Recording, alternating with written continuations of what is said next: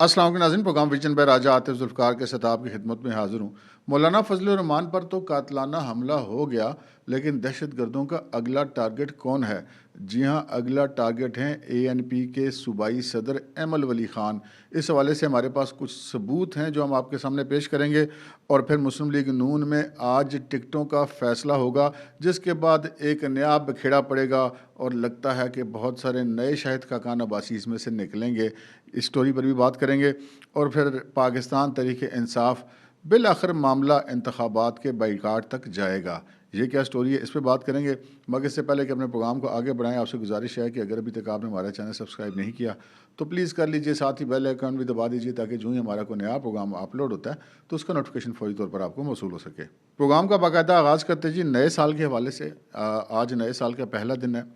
اور ہم آپ سب ناظرین کو نیوز ٹو یو کی طرف سے نئے سال کی مبارکباد پیش کرتے ہیں، اور ہماری دعا ہے کہ اللہ تعالیٰ پاکستان کے لیے نیا سال اچھا ہو، پاکستانیوں کے لیے اچھا ہو، امت مسلمہ کے لیے اچھا ہو، اور پوری انسانیت کے لیے اچھا ہو۔ اب اپنے پروگرام کی خبروں کی طرف آتے ہیں جناب۔ خبر یہ ہے کہ مولانا فضل الرحمان پر گزشتہ روز ہوا ایک قاتلانہ حملہ،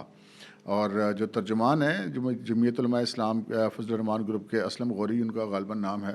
انہوں نے یہ بتایا کہ مولانا فضل الرحمان کے قافلے پر ڈیرہ اسماعیل خان میں اس وقت فائرنگ کی گئی، اور دو اطراف سے کی گئی، جب وہ اپنے صاحبزادے کی شادی کی غالباً ولیمہ کی تقریب یا شادی سے متعلقہ کسی تقریب میں شرکت کے لیے جا رہے تھے۔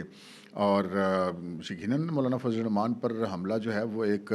بہت بڑی خبر ہے، اور اس حوالے سے کافی ساری اطلاعات موصول ہو رہی تھیں کہ جب انتخابی مہم ہوگی تو اس کے دوران جو ہے متعدد جگہوں پہ دہشت گردی کی جا سکتی ہے۔ جبکہ مولانا فضل الرحمان نے تو 2 روز قبل ایک پریس کانفرنس بھی کی تھی، جس میں انہوں نے کہا تھا کہ جی اگر الیکشن کی مہم کے دوران مجھے یا میری پارٹی کے کسی بھی بندے کی جان گئی تو اس کی رسپانسبلٹی جو ہے انہوں نے کہا تھا جی الیکشن کمیشن پر ہوگی۔ یہ ایک الگ موضوع ہے کہ وہ اس کی رسپانسبلٹی کس کے اوپر ڈالتے ہیں، لیکن معاملہ ہے گزشتہ رات والا۔ تو گزشتہ رات والا جب یہ معاملہ ہوا تو اس کے بعد جو ریجنل پولیس آفیسر تھے RPO ڈیرہ اسماعیل خان کے، انہوں نے کہا کہ جناب یہ قاتلانہ حملہ مولانا فضل الرحمان پر نہیں ہوا، یہ چونکہ ان کا موقف بھی بتانا آپ کو ضروری ہے۔ تو ان کے مطابق، پولیس کے مطابق جی ان کے اوپر حملہ نہیں تھا، ویسے کہیں اور فائرنگ ہوئی تھی، اور اس وقت یہ فائرنگ ہوئی تو اس وقت مولانا فضل الرحمان جو ہے وہ ان کی گاڑی فیول سٹیشن پر فیول ڈلوا رہی تھی۔ اچھا، یہ اس طرح ایسا انہوں نے کیوں کہا،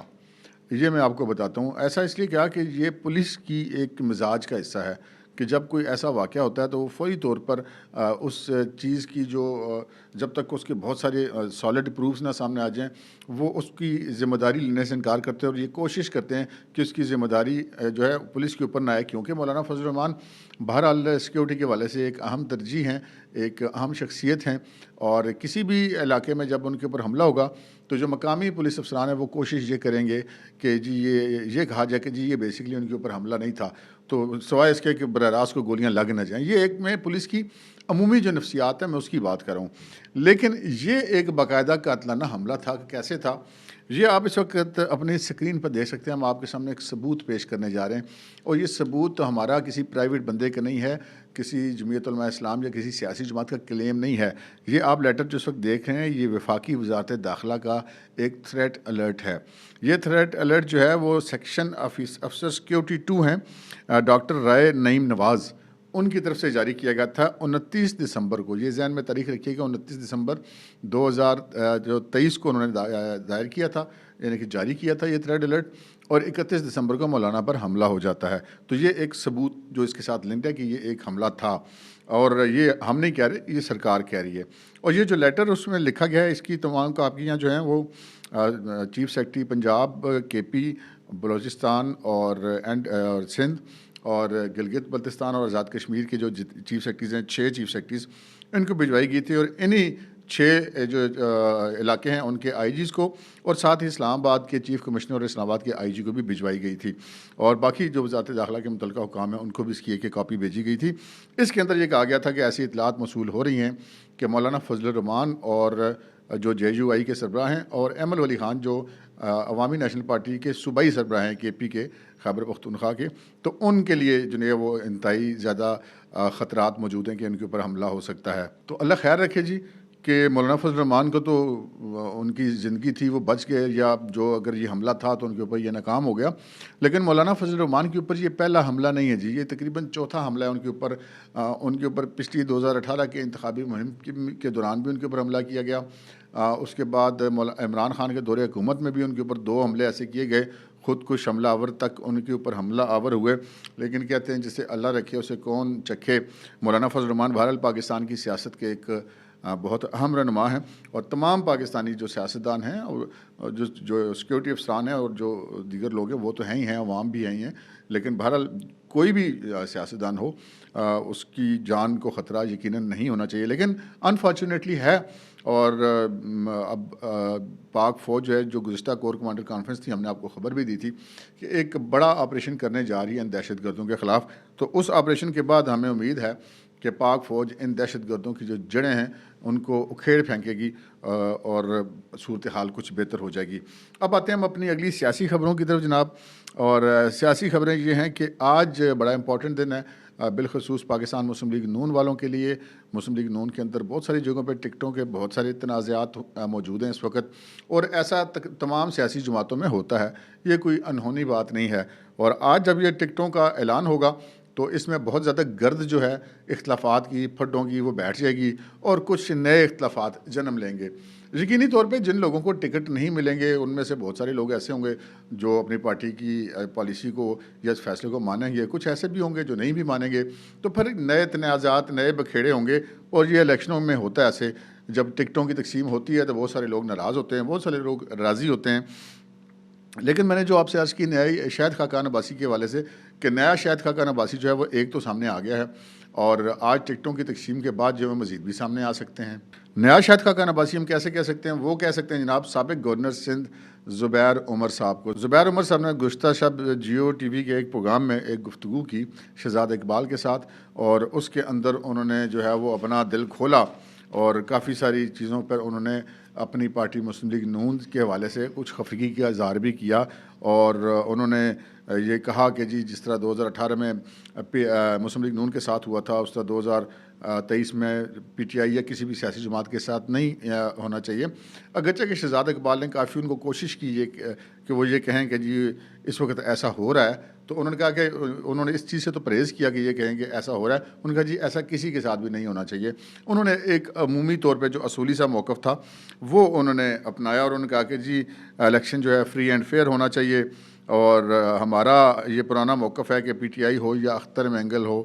کسی کے ساتھ زیادتی نہیں ہونی چاہیے۔ اور انہوں نے کہا کہ 1980 میں کی دہائی میں جب نواز شریف